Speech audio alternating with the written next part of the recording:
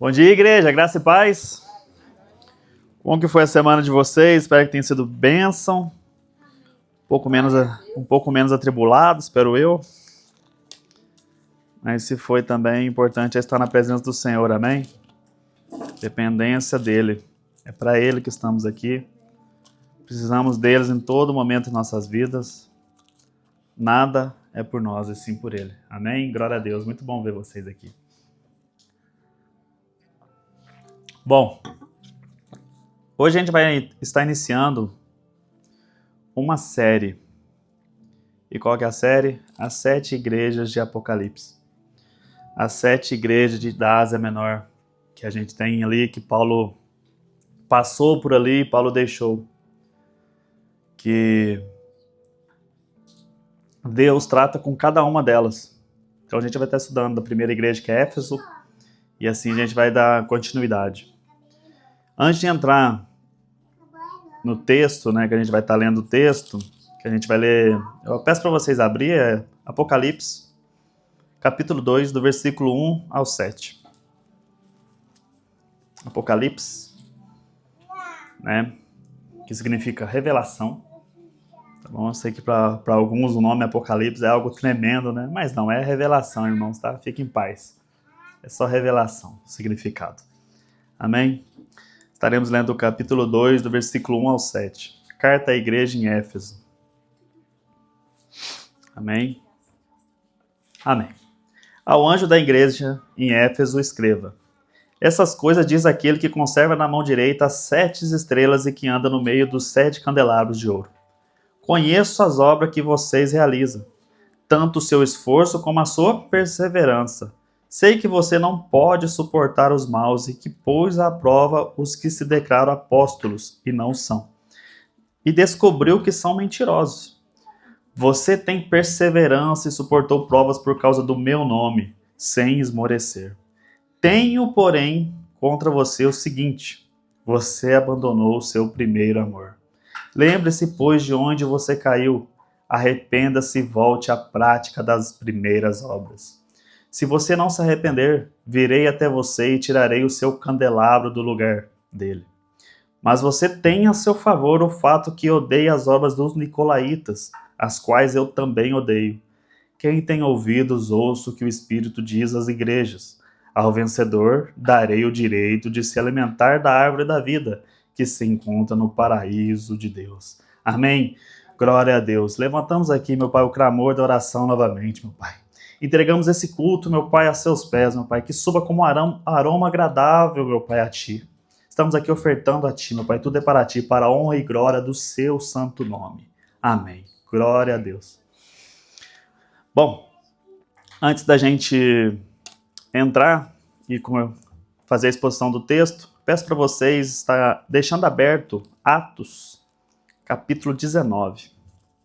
Atos, capítulo 19, que é ali que a gente vai... Antes de chegar aqui, a gente tem que entender, né? Por que foi escrito esse texto para a igreja em Éfeso, o que aconteceu. E a gente vai estar lendo bastante coisa de Atos 19, para a gente estar entendendo o contexto do texto. Amém? Bom, o contexto geográfico histórico, eu anotei muitas coisas, espero que dê tempo, em nome de Jesus. Éfeso era uma das cidades mais importantes do Império Romano, né, localizada no oeste da Ásia Menor. Como eu disse, é a atual Turquia, né, para a gente dar uma esclarecida. Então, o que tinha ali? Ali era um grande porto comercial, né, centro político e administração da província da Ásia, e também um centro enorme religioso, pagão. Qual que era o centro ali pagão religioso? O templo de Ártemis, que é o da famosa deusa Diana, né? Para quem não conhece, que antigamente era uma das 7 maravilhas do mundo antigo. E ali, normalmente tinha cerca de 250 a 300 mil habitantes naquela época. Então era uma cidade muito grande, uma metrópolis, né? Digamos assim, ali. Então a gente vai em Atos 19, 23 ao 24. Atos, capítulo 19, versículo 23 e 24.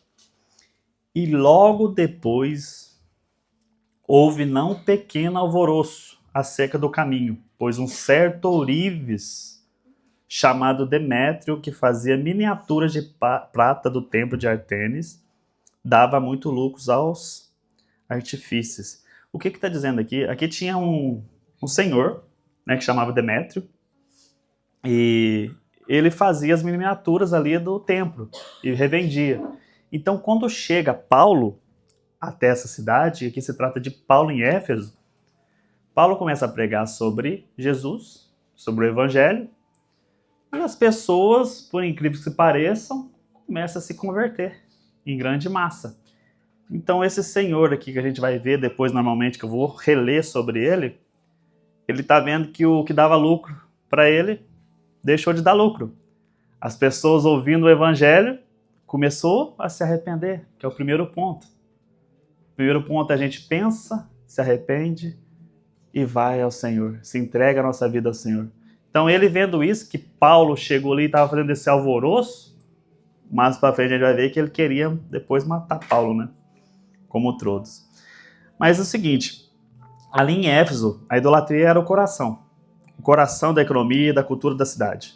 Era um lugar de muitos deuses, muita riqueza, que era um centro muito rico, era um porto, né? Tudo se passava ali, todo mundo chegava por ali, e tinha muita imoralidade, tanto que essa deusa, a deusa Diana, eles faziam sacrifícios a ela pela questão do... como é que a gente fala? Como é que eu falo sobre isso? Digamos que era do amor, né? Da fertilidade. Lembrei a palavra. Fertilidade. Então eles faziam muito sacrifício para ela pela questão da fertilidade, né? Agora eu anotei também o segundo ponto, a fundação da igreja de Éfeso.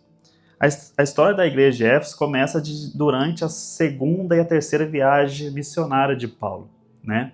A primeira passagem de Paulo, a gente volta lá em Atos 18 e versículo 19. Chegaram a Éfeso e Paulo os deixou ali. Ele, porém, entrando na sinagoga, pregava aos judeus. Então quem que Paulo deixa ali? Priscila e Áquila, né? Deixa ali para continuar o trabalho, enquanto ele segue para Jerusalém. Depois quando ele vai para Jerusalém, Paulo deixa ali Priscila e Áquila, chega quem que a gente conhece muito? Apolo, né, que era um pregador eloquente e conhecedor das Escrituras. Também ministra em Éfeso, né, segundo instruído mais precisamente por Áquila e Priscila, que a gente não vai ler, porque senão vai ficar muito, que está ali em Atos 18, 24 a 26, a questão com Apolo quando ele chega ali.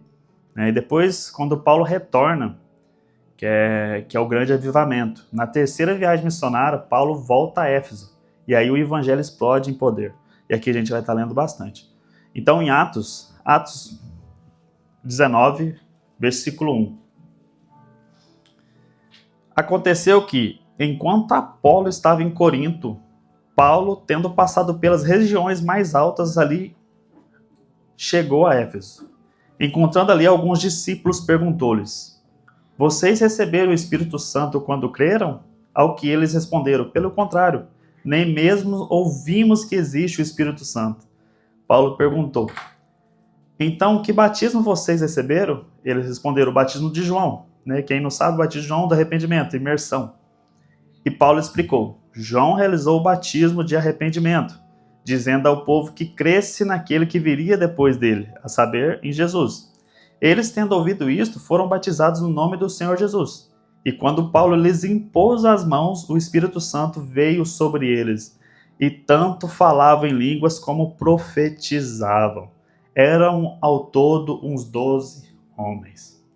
Então a gente tem aqui a questão que as pessoas estavam ali, eles tinham se convertido, tinham arrependido, passaram pelo batismo do arrependimento, o batismo de João, mas nem sequer ouviram falar do batismo do Espírito Santo.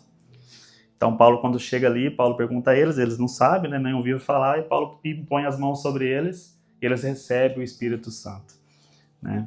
Que isso é muito importante.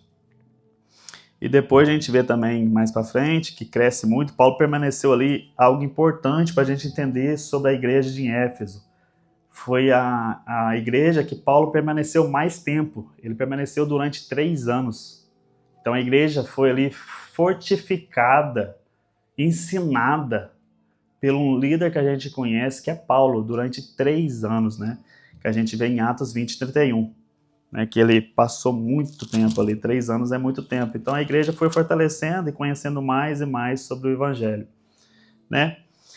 Durante esse tempo, a palavra se espalhou poderosamente, né?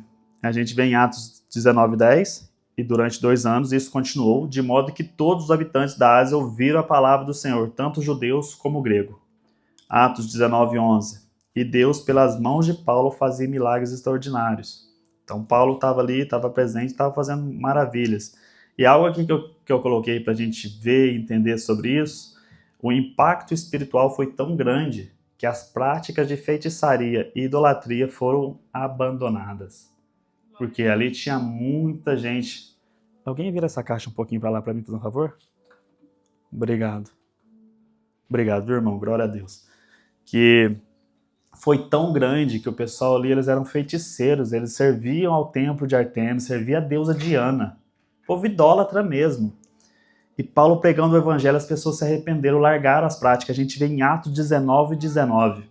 Em Atos 19:19 está escrito: e muitos dos que haviam praticado artes mágicas reuniram seus livros e os queimaram diante de todos. Esse é o ponto primordial para nós, para os nossos dias. Não é questão de eu me arrependo de algo, mas a questão é, eu me arrependo, eu tenho aquilo que tira da presença de Deus, que eu vivia fora da presença de Deus, e eu queimo, eu jogo fora, eu lanço fora da minha vida. Não é aquela questão que você tem algo que você fazia e você guarda, você deixa guardado, para que, né, quando uma pessoa fala para mim que ela tem algo, um objeto na vida dela, um objeto, eu não estou falando de algo presente na sua vida, um espinho na carne, eu estou falando de um objeto. E a pessoa falou, tem um objeto. Eu falo, o que você fez com esse objeto? Deixei guardado. A impressão que eu tenho é que eu, acaba talvez um dia falando, talvez um dia eu vou precisar disso. Me entende? Talvez um dia eu volte atrás. Talvez um dia eu abandono Jesus e tenho ali aquilo que eu fazia antes. Mas não, essas pessoas aqui, eles tinham os livros deles, os livros de feitiçaria, tudo. Eles queimaram diante de todo mundo. Isso é arrependimento a Jesus. É entrega completa a Jesus. Aquilo que você fazia, você não faz mais. Aquilo que eu vivia, eu não vivo mais. Nova criatura. É isso que aconteceu. Quando o evangelho penetra na vida de um pecador, o Espírito Santo convence que ele é um pecador, ele precisa de Jesus, precisa da misericórdia de Deus. Ele abandona tudo, ele queima tudo do seu passado. Ele não vive ali mais, é uma nova vida, um novo ser. É isso que precisamos entender, irmãos. Somos novas criaturas em Cristo. Não existe um novo ser sem ser novo. Sendo velho, não existe um velho aos pés de Jesus, e sim um novo ser, um novo pensamento, um novo método de vida. Uma pessoa ranzinza, como a Nicole disse, uma pessoa ranzinza, não, agora ela é alegre, ela é feliz, ela entende que a vida dela depende de Deus, é da misericórdia de Deus, da mão de Deus. Acabou. O velho eu acaba aqui. É isso que as pessoas entendeu, por isso que se diz no texto que houve um grande avivamento. Porque as pessoas que ali eram idólatras, gente idólatra, adorava a Diana, a deusa da fertilidade, que a Diana era considerada a deusa da fertilidade, mas tinha outros deuses também ali, na questão ali de Éfeso, tinha muitos deuses, abandonaram tudo por Jesus, ouviram, entenderam, o Espírito Santo convence.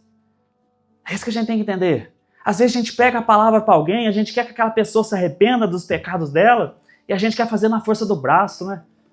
Mas algo que a gente tem que entender que é sobre o Espírito Santo, sabe? Se o Espírito Santo não vive na pessoa, não está dentro da pessoa, a pessoa vai continuar fazendo tudo errado. Vai continuar vivendo aquela vida suja que ela vive. Ela não vai se arrepender, tem um arrependimento momentâneo, mas não vai fortificar, não vai florescer. Porque o Espírito Santo que convence, o Espírito Santo que convence um pecador como nós, é sobre ele, é sobre Deus, irmãos, é sobre Deus. E como eu disse que eu ia voltar lá na questão de Demétrio, quando teve esse arrependimento surreal ali em Éfeso, Demétrio, vendo que parou de vender as coisinhas de prata dele, né? Ele ficou muito bravo e queria matar depois Paulo, que a gente vê lá em Atos 19, 23, do 23 ao 41, quando se vocês vão ler, eu não vou ler aqui porque é muita coisa, mas ali ele começa a pôr o povo fervoroso contra Paulo. E depois eles começam a gritar ali sobre a Diana, grande é a Diana dos Efésios. Essa é a grande fala que eles começam a gritar. Porque estava vendo que estava perdendo ali as economias deles e começaram ali.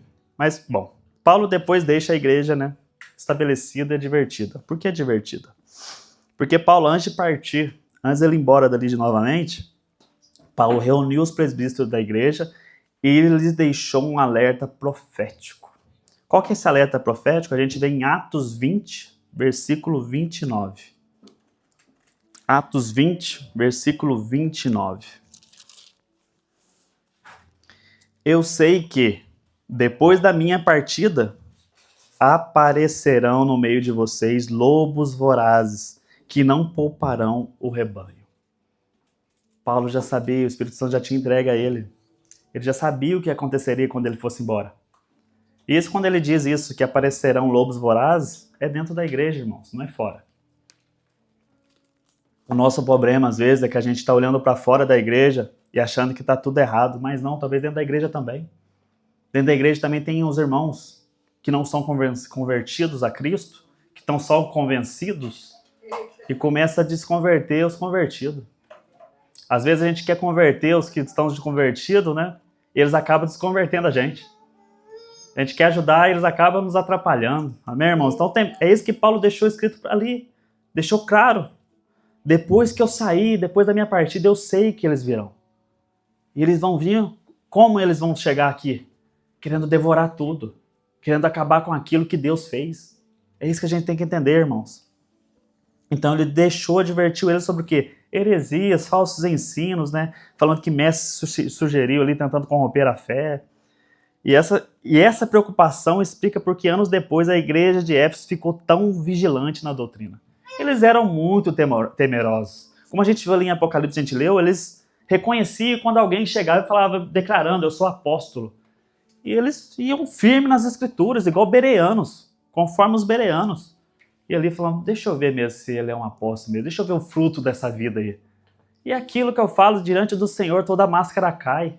Não há nada oculto que não venha a ser revelado, irmãos. Não importa. Você pode estar aqui na igreja fingindo ser o que você quiser ser. Você pode se declarar um apóstolo, porque hoje em dia é o título que todo mundo está declarando, né? Porque parece que um apóstolo sempre está um degrau acima de todos, né? Então eu me sinto um apóstolo. Mas os frutos, Deus revela a verdadeira identidade.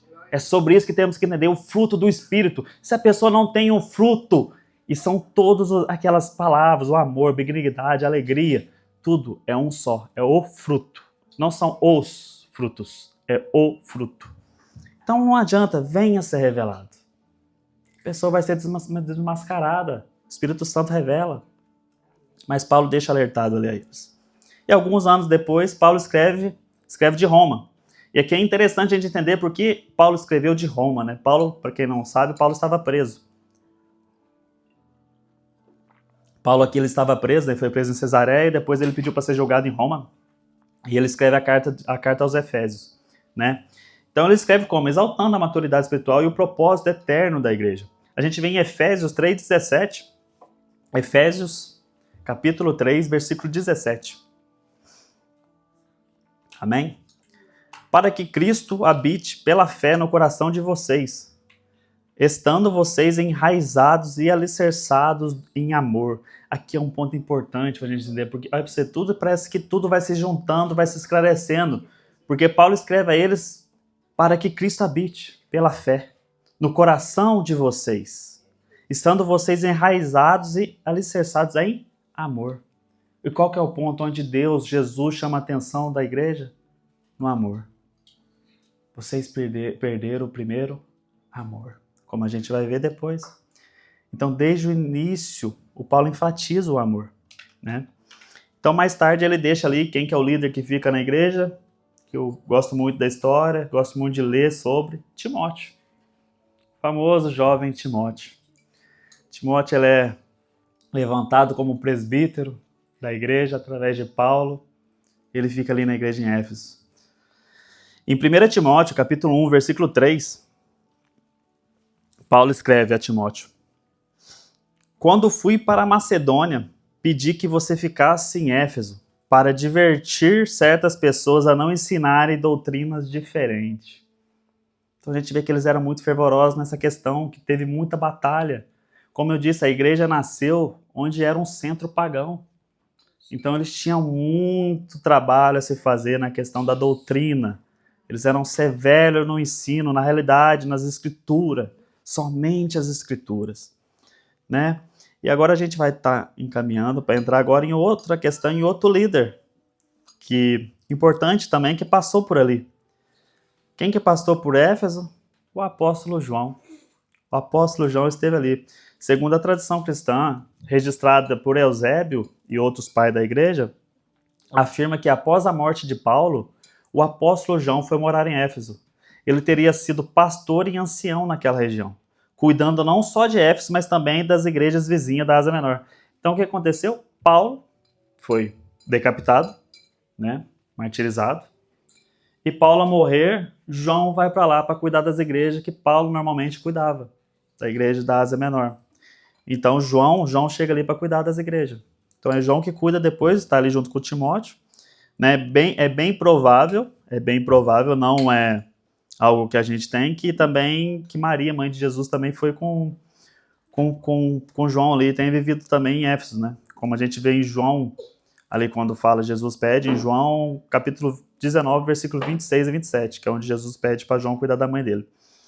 A igreja se tornou um centro de liderança apostólica, né, e referência para as demais igrejas. Então a gente tem Paulo, que passou 3 anos em Éfeso, que é o tempo que ele passou durante mais tempo numa igreja foi em Éfeso. Então ele ensinou a doutrina, ensinou tudo. Paulo esteve presente, ensinando, passando tudo para Timóteo, tudo que deveria ser passado ali para a liderança. E depois a gente tem outra pessoa que é muito importante, que é o apóstolo João. Então o apóstolo João também estava ali. Mas, passando o tempo, né, quem que está reinando como imperador? Domiciano. No ano de 81 a 96 depois de Cristo, o imperador Domiciano era o imperador de Roma, ele tomava conta de tudo. E algo interessante para a gente entender sobre esse imperador é que ele intensificou a perseguição aos cristãos, né? Ele era conhecido como Segundo Nero. Quem não se lembra do Nero, que mandava queimar os cristãos nos postes como para fazer luz na cidade, mandava queimar. Então ele era conhecido como Segundo Nero. Todos, isso é algo primordial para a gente entender sobre Domiciano, que algo que ele esclareceu, ele pediu como lei, que todos eram obrigados a adorar ele como Senhor Deus. Quem não adorasse era perseguido, preso e até morto. Então a gente vê isso. E a questão aqui que eu marquei para a gente estar vendo é que aqui já tinha inaugurado o Coliseu. Quem não lembra do Coliseu? Onde tinha as batalhas, onde tinha os gladiadores, tinha a batalha ali dos cavalos também com os homens do gladiador. Não sei, depois também teve também sobre as bestas, né? Chamado sobre besta, que é onde os leões devoravam os cristãos. Como entretenimento para o povo. Jogava ali para os leões comerem, os cristãos. Que isso foi inaugurado com o imperador Tito, filho de Vespasiano. João já era idoso, né? João já estava velho aqui. E João foi preso e exilado na ilha de Patmos, uma pequena e rochosa ilha do mar Egeu, usada como colônia penal. Então todos os presos ali politicamente, Domiciano jogava ali os presos. É lógico que esses eram uns que foi preso por algo não tão grave, né? Porque quem era preso por algo grave, igual os cristãos normais, pessoas normais, já eram praticamente jogados no Coliseu, né? Para ser mortos ali pelos leões. Mas João, como ele viu que a questão dos cristãos estava fervorosa, ele viu se ele matasse, como Paulo foi morto, e a igreja continuou expandindo, ele pensou em algo diferente. Vou exilar João. Talvez assim ele vai morrer ali exilado e ninguém vai se lembrar dele. E algo que a gente vê agora, a gente vai estar entrando no texto de Apocalipse. A gente vai ver em Apocalipse 1. Apocalipse 1, versículo 9.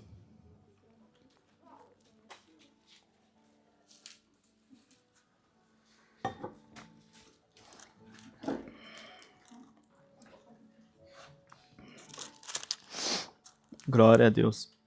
Apocalipse 1, versículo 9. Eu, João, irmão e companheiro de vocês na tribulação, no reino e na perseverança em Jesus, estava na ilha chamada Patmos, por causa da palavra de Deus e do testemunho de Jesus. Achei-me no Espírito no dia do Senhor, e ouvi atrás de mim uma voz forte, como de trombeta, dizendo: escreva no livro que você vê e mande-os às 7 igrejas. As 7 igrejas que vai ser declarada agora: Éfeso, Esmirna, Pérgamo, Tiatira, Sardes, Filadélfia e Laodiceia. Então, mesmo isolado, mesmo jogado, mesmo preso, ele ainda tinha o Espírito Santo. Deus veio a ele, Deus falou com ele. No momento onde o imperador falou que nada mais poderia sair de João, porque João já era idoso, já era um ancião. Já diziam, não vai fazer mais nada, não tem o que ele fazer. Deus revela o livro de Apocalipse a ele. Ele escreve, preso. E isso é importante para a gente entender. Que mesmo naquele lugar de solidão, sofrimento, o céu se abriu para João, o apóstolo João, o apóstolo do amor, como a gente vê no livro. E Jesus aparece ali, escrevendo, mandando ele escrever as 7 igrejas, sendo a primeira a igreja de Éfeso. E aqui a gente entra na igreja que a gente vai estar estudando, na igreja de Éfeso. Bom, Apocalipse capítulo 2, versículo 1. Ao anjo da igreja em Éfeso escreva: essas coisas diz aquele que conserva na mão direita as 7 estrelas e que anda no meio dos 7 candeeiros de ouro. Então aqui algo interessante já para a gente ver, quando diz ao anjo da igreja em Éfeso escreva. O anjo aqui, como a gente estuda, como a gente vê, o anjo da igreja significa o líder, o pastor que ali se encontra, o pastor que está com o rebanho de Cristo. Como a gente sabe, a gente sempre diz, a igreja não é nossa. Nada pertence a nós. A igreja é de Deus, a igreja é de Jesus. E Jesus anda sobre a igreja, Jesus está presente na igreja. O Espírito Santo de Deus está aqui, irmãos.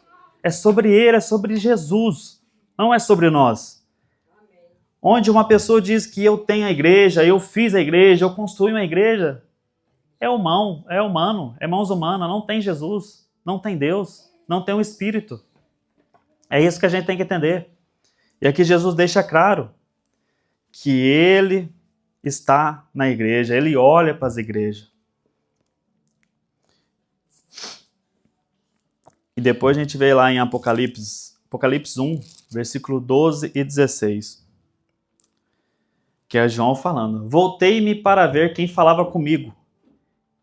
Ao me voltar, vi 7 candelabros de ouro, e no meio dos candelabros um semelhante a um filho de homem, com vestes talares e cingido, à altura do peito com um cinto de ouro. A cabeça e os cabelos dele eram brancos como alva lã, como neve. Os olhos eram como chama de fogo. Os seus pés eram semelhantes ao bronze polido, como que refinado numa fornalha. A voz era como o som de muitas águas. Na mão direita ele tinha 7 estrelas, e da sua boca saía uma afiada espada de 2 gumes. O seu rosto brilhava como o sol na sua força. Ao vê-lo, caí aos seus pés, como morto. Porém ele pôs sobre mim a mão direita, dizendo: não tenha medo, eu sou o primeiro e o último, aquele que vive. Estive morto, mas eis que estou vivo para todo sempre, e tenho as chaves da morte e do inferno. Escreva, pois, as coisas que você viu, as que são e as que hão de acontecer depois dessa. Então aqui a gente tem algo interessante, que Jesus estava ali. Ele esteve morto, mas ressurgiu. Ele vive, irmãos. É sobre Jesus Cristo. Ele vive, irmãos. Temos que ter isso claro em nossas vidas. Que Jesus Cristo é o que cuida da igreja, é o que está presente na igreja. É sobre ele. Ele não observa a igreja de longe, como muita gente pensa. Ele está na igreja. Ele está presente entre nós. É ele que cuida, irmãos. É ele que sustenta. Algo que a gente sempre teve quando quando fomos iniciar a Vale aqui na Suíça, a gente sempre ficava perguntando para nós mesmos, como vai ser, como será, como que é ter, porque a gente tinha algo de alguns pastores, como que é tremendamente difícil uma igreja permanecer na Suíça, porque isso, porque aquilo, não é fácil, e ser pastor então piorou e tudo mais. A gente nunca recebeu, pelo menos eu da minha parte, nunca recebi um feedback bom. Algo onde realmente você sentia Deus, realmente sentia que estava na mão de Jesus. Eu sempre via as pessoas falando para mim, as pessoas que eu perguntei, como um peso na vida delas, e eu falo, rapaz, tá errado, né? Porque Jesus fala que é ele o fardo é dele, não é nosso, mas as pessoas parecem que tá com um peso enorme na vida delas. E eu ficava com isso, perguntando com a minha esposa, falando com a minha esposa, falei, meio complicado. Mas a gente tinha oração, temente ao Senhor, falou, depende dele, não de nós. É tudo sobre ele, não é nós. Se ele quer, assim vai ser, se ele não quer, assim será também. É sobre ele. E sempre foi sobre ele. E a igreja está aqui, está crescendo, está em Cristo, está permanecendo em Cristo, é o mais importante. O mais importante é você ver a transformação nas pessoas, saber que Deus está realizando, que é sobre Ele, não é sobre nós, não é sobre mim. Não é sobre mim, nunca será, é sobre Jesus Cristo. É sobre Ele. Ele anda e conserva a igreja. É sobre Ele, irmãos. É sobre Ele. No versículo 2 e 3, que a gente vê Jesus já falando com a igreja. Conheço as suas obras, tanto o seu labor como a sua perseverança, e que você não pode suportar os maus, e que pôs à prova os que se dizem apóstolos e não são, e os achou mentirosos, e que você tem perseverança e suportou provas por causa do meu nome, e não se cansou. Algo tremendamente importante para entender que Jesus vê os nossos sofrimentos. Jesus vê o sofrimento ali da igreja que estava ali em Éfeso. Jesus conhece, Jesus viu. Não é algo oculto. É como eu disse, Jesus não estava longe. Jesus está perto, Jesus está presente. É Jesus que nos dá força. A gente vê a história de vários missionários, a gente vê a história de Paulo, de João também, de Timóteo que estavam ali também. E a gente fala como eles aguentaram, como eles resistiram. Mas é aquilo que a gente sabe, a gente entende. É o Espírito Santo que nos capacita. É o Espírito Santo que capacita cada um de nós a passar por coisas assim. Talvez por tribulações, às vezes, que a gente acha que é maiores. E sem o Espírito Santo a gente não conseguiria mesmo. Tudo depende dele e é por ele. O Espírito Santo que capacita, o Espírito Santo estava presente e Jesus estava vendo, estava capacitando a igreja ali. E a gente vê que eles foram bem doutrinados, né? A gente vê que através dos apóstolos e líderes que ali tiveram, foram combatentes fervorosos dos falsos cristãos e mestres. Algo que eles tinham já assim desde o início, que Paulo já profetizou para eles. Timóteo foi ensinado assim. A gente vê as cartas, primeira carta e segunda carta de Timóteo, Paulo sendo especificamente nisso. Cuidado com os falsos mestres. Cuidado com os lobos vorazes.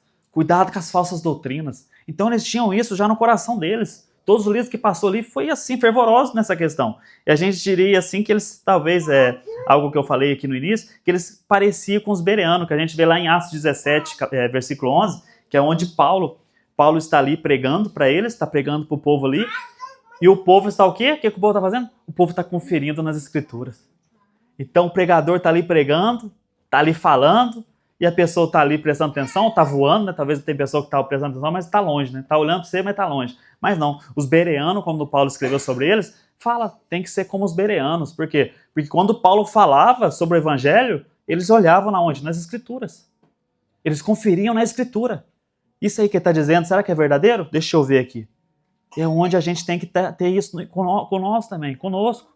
A gente tem que ter isso no nosso coração, onde o pregador fala, mas a gente vai conferir na onde? Na fonte. Na fonte. Porque muitas vezes a gente está atrás de profecias, né? A gente está atrás de palavras que a gente precisa, a gente está passando por várias necessidades, e muitos de nós, né, a gente procura o quê? Os profetas, né? Ou o cara se declarou profeta, deixa eu ir lá naquela igreja, deixa eu ir lá ouvir, se vai que ele me dá a palavra que eu estou precisando. Vai em oração fervorosa ali, e a pessoa está lá entregando profecia para todo mundo e tal, e você nem está conferindo, você nem vê, talvez a pessoa fala algo para você totalmente contrário às escrituras e você está lá, aleluia, glória a Deus, amém, é isso que eu precisava, Senhor. Né? Quem nunca viu os pastores que vem hoje em dia, tá aqui na frente assim, eles começam, dá um pause, né, primeiramente, parece que dá um blackout ali, tá, acabou a luz, aí volta assim, o Senhor está me dizendo aqui que tem alguém que está passando por necessidade financeira. Cara, já tem uns 5 que levanta a mão, né? Ô, Senhor, é comigo. E ele já começa, opa, tem um grupo aqui que eu vou enganar aqui.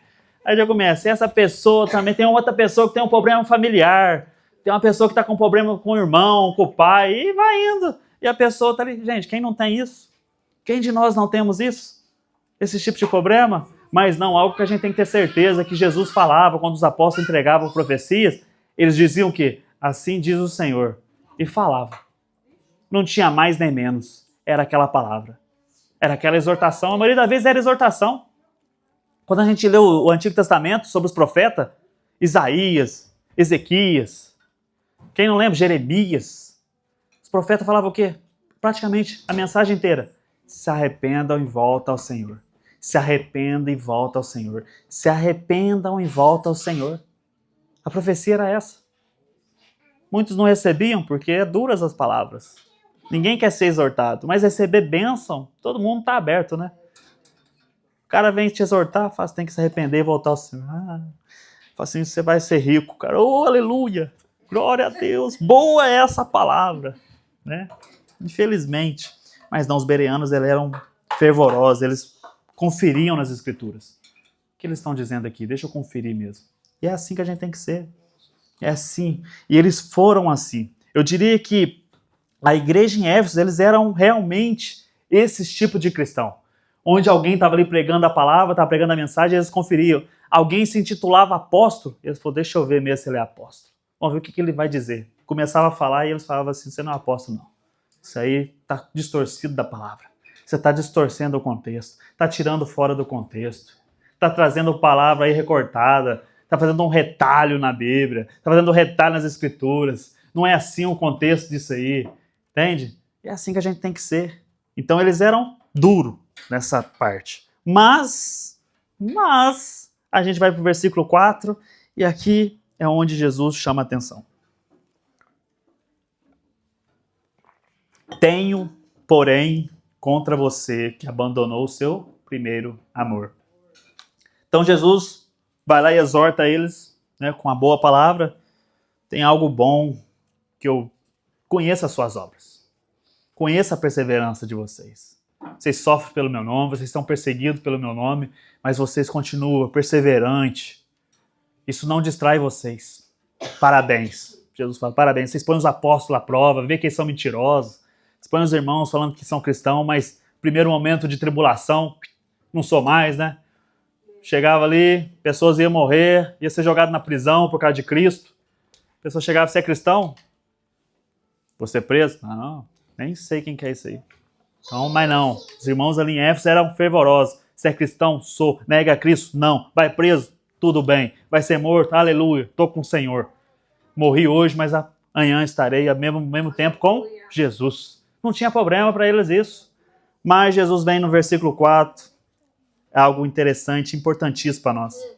Tenho, porém, contra vocês que abandonou o seu primeiro amor. Uma igreja que teve grandes líderes. Paulo, João, Timóteo. Eram fervorosos na palavra, na doutrina. Mas deixaram esfriar o amor deles. Perderam o mais importante, que é o amor que Cristo nos ensinou desde o início. Que Cristo nos ensinou desde o início. Eusébio de Cesareia, né, na história que ele escreveu no seu livro, no livro 3, capítulo 4, e tem outros registros também da tradição, ele diz que Timóteo permaneceu como bispo, como pastor da igreja em Éfeso, depois da morte de Paulo. Então, quando Paulo morre, ele permanece ali.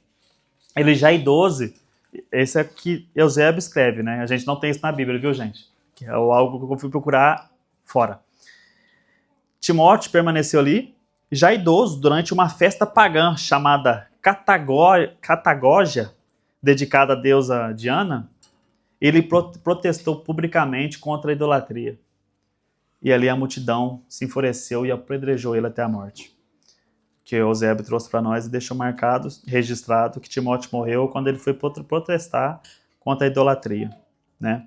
Essa morte teria ocorrido sob o imperador Domiciano, né? Ou sob Nerva, que é Domiciano de 81 a 96, depois de Cristo. E depois vem o imperador Nerva, que é de 96 a 98 só, né? Muito próximo da época que João escreveu o Apocalipse.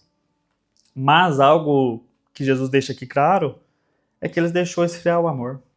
Né? Ele já não tinha mais os líderes, digamos assim, não tinha mais Paulo, que já deixou escrito para eles, que profetizou, escreveu para eles, falando, não deixe de perder o amor. Sejam prudentes, mas tenham amor, tenham misericórdia. Eu acho que de tanto ter essa questão, essa luta, essa batalha fervorosa contra os falsos mestres, contra os falsos cristãos ali dentro da igreja, contra as heresias que traziam, e eles combatendo, Timóteo combatendo tanto, os líderes também que eram formados através de Timóteo, vendo essa questão, eles acabou sendo muito rígidos. De tanto querer corrigir as pessoas, acabou esfriando o amor. Acabou não tendo mais a misericórdia de Deus. Sabe, isso é algo que a gente tem que entender nas nossas vidas. Isso aqui é um ensino para nós, irmãos. Que a igreja ali foi passado, que Jesus escreveu para ele, mas serve logicamente para nós. Porque às vezes a gente já está tão calejado de pessoas dizer eu sou cristão, mas você vai ver a vida da pessoa, né, toda esquisita, e a gente começa a falar, nossa, mas não tem mais cristãos verdadeiros, não tem cristãos genuínos, não tem cristãos convertidos, só existe o tal do cristão convencido, não é só convencido, tô convencido, e a gente esquece da misericórdia de Deus, a gente começa a ser duro, a gente começa a ser rígido, começa a pôr muito peso sobre a pessoa, começa a se tornar praticamente, talvez, um fariseu. Porque algo interessante dos fariseus, irmãos, que os fariseus, o grupo farisaico, eles surgiram como algo bom. Um momento que não tinha mais o templo, um momento que eles estavam exilados na Babilônia. Eles não surgiram como algo ruim. Não foi algo que surgiu já contra a lei de Deus. Não, foi algo bênção, atrair o povo mais cerca de Deus, falar mais de Deus, tá ali mais, porque já não existia mais o tempo, mas agora vamos fazer algo bom para Deus, vamos ensinar o povo, ensinar as escrituras, fazer o povo andar no caminho do Senhor. Então foi algo bom, mas no final a gente vê que acabaram também se desviando. Através do quê? Através do dinheiro, né? Através da questão do serviço, querer ser visto, a soberba, o orgulho. Então acabaram se perdendo nessa questão. E aqui a igreja em Éfeso também. Começaram a ser tão crítico na questão de ver o fruto da pessoa, que exigiram muito, começaram a exigir muito. Então já não tinha um amor, não tinha paciência. Já não existia mais a paciência pelo próximo. O amor pelo próximo. Acabou se esfriando nessa questão. Acabou deixando de ter a questão que a gente tem primordial, que a gente sempre ora, a gente sempre pede, a gente sempre fala. A misericórdia do Senhor dura para sempre. Grande é a misericórdia do Senhor. Grande é o Senhor. O Senhor é um Deus é o quê? Um Deus misericordioso. Eles esqueceram. Acabaram sendo duros, rígidos. Ah, você não tá muito bem, você não é de Cristo, não, sai. Você é falso, sai. Não sai, entende? Não via mais a questão do processo da pessoa. Todos nós temos, às vezes, passando por processos em nossas vidas. Processo de conversão.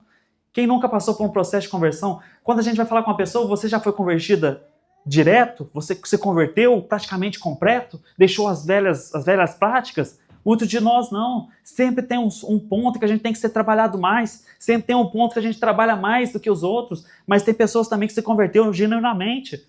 Num instante, pá, convertido. Acabou. A gente vê essa história em quem? Paulo. Quando Jesus aparece para ele numa visão, Paulo se converteu genuinamente. Tanto que a gente vê algo interessante sobre a vida de Paulo, a conversão de Paulo, é que ele chama a atenção de quem? Do apóstolo Pedro. Ele exorta Pedro. Então isso é a questão, mas para uns é um processo. A gente tem que respeitar às vezes o processo, ensinar, mas com amor. A gente não pode deixar de demonstrar o amor de Jesus. Não é você chegar na pessoa e já jogar na cara dela, você está errado, isso aí, não sei o quê, vai pro inferno, pau. Acabou. Não, chega com amor, exorta com amor. Ô irmão, a escritura diz assim, o que você acha que você está fazendo? Não está glorificando a Deus, não está edificando o irmão. Está errado, irmão, está errado. Mas não chegar violento. Eu acredito que aqui, essa questão do primeiro amor, vocês perderam o primeiro amor, foi isso. Deixou esfriar isso. Deixou perder isso neles. Sabe, demonstrar o amor de Cristo, a misericórdia do Senhor. E acabaram sendo chamada a atenção por Deus. Mas no versículo 5, Jesus continua dizendo a eles: lembre-se, pois, de onde você caiu. Arrepende-se e volte à prática das primeiras obras. E se não, venho a você e moverei o seu candeeiro do seu lugar, caso não se arrependa. Então aqui é algo muito importante que a gente tira de assim, como uma lição importantíssima para nós. A gente tira 3 coisas do texto. Primeiro, o início, lembre-se. Segundo, arrependa-se. Terceiro, volte.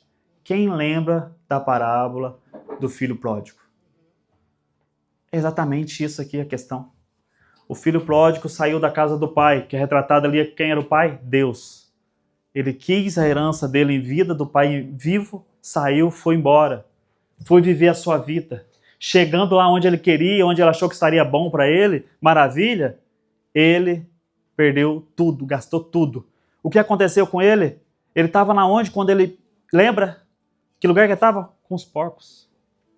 O que ele queria fazer ali com os porcos? Comer a comida dos porcos, mas nem isso ele conseguia, nem isso ele deixava. Olha a situação que ele estava, olha a situação que ele se encontrava. Com os porcos. E ali ele lembra do quê? Do pai. Lembra que na casa do pai ele tinha o quê? Fartura de pão. Todos os empregados têm fartura de pão. Então esse é o primeiro ponto aqui que Jesus pede para a igreja. Lembre-se. Exatamente o filho pródigo lembrou. Segundo, arrependa-se. Não tem como viver em Cristo, estar com Cristo, voltar para Cristo sem arrependimento. É o primeiro caminho, o caminho para Cristo. Qual é o primeiro caminho? Quando João Batista está pregando no deserto, arrependam-se. Arrependam-se. É sobre isso. O primeiro ato é pensar e depois arrepender. Eu me arrependo das minhas práticas, das velhas práticas, do velho homem. E batizava. É o que João fazia. Mas o primeiro ponto é esse. E é o que Jesus fala para eles. O evangelho é esse, irmãos. O evangelho é simples. Essas 3 lições aqui é para nós. É primeiro, lembrar, que é onde fala que Jesus fala para ele, lembre-se, pois de onde você caiu. Primeiro ponto, onde vocês caíram em questão do primeiro amor? Onde vocês deixaram de demonstrar aquele amor pelas pessoas?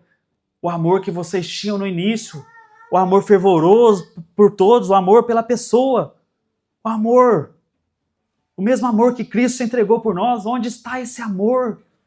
Vocês já não têm mais esse amor, mas lembre-se e volte. Vai lá onde você caiu, vai lá onde você deixou. E depois, quando você volta, ele fala, arrependa-se. Arrependa-se. Lembra de onde você caiu, se arrependa e volte. Isso é para nós, irmão. Todos como igreja, como membros de Cristo. É sobre a igreja, irmãos. Jesus está falando para a igreja. Em Éfesos, capítulo 1, versículo 22 e 23, e está escrito ali, que Paulo deixou para nós também escrito. E sujeitou todas as coisas debaixo dos pés de Cristo. E para ser o cabeça sobre todas as coisas, o deu à igreja, que é o seu corpo, a plenitude daquele que a tudo enche em todas as coisas. Cristo é o cabeça da igreja, irmãos. Nós somos os membros, mas Cristo é o cabeça. É sobre ele. E é isso que ele deixa para nós escrito. Você tem que voltar para Cristo. Tem que se lembrar onde você caiu. Lembre-se. Lembre-se onde você deixou de praticar as primeiras obras, o primeiro amor. É sobre ele, irmãos. É sobre Jesus. No versículo 6,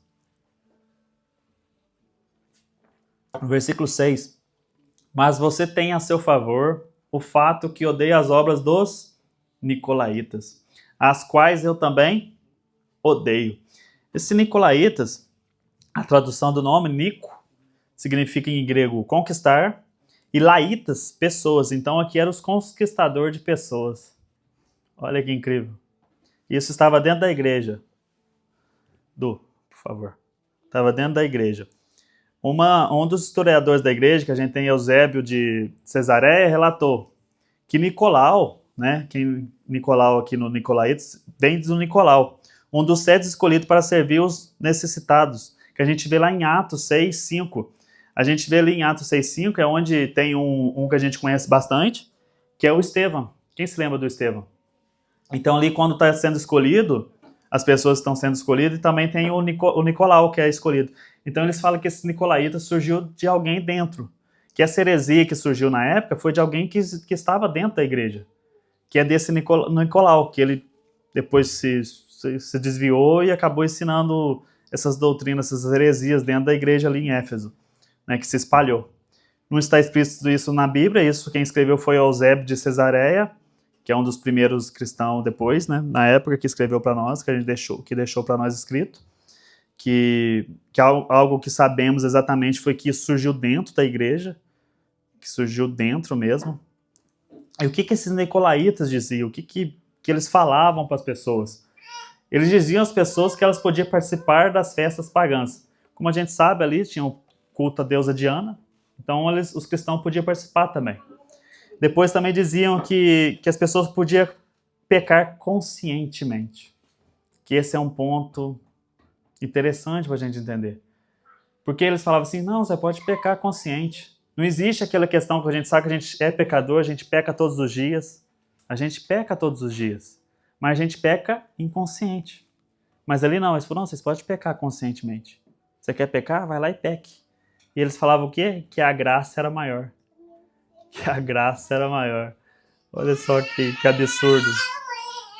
Diziam também que você podia participar de Cristo. Você pode participar de tudo. Tudo. Você podia participar de tudo. Desde que ainda creiamos em Cristo.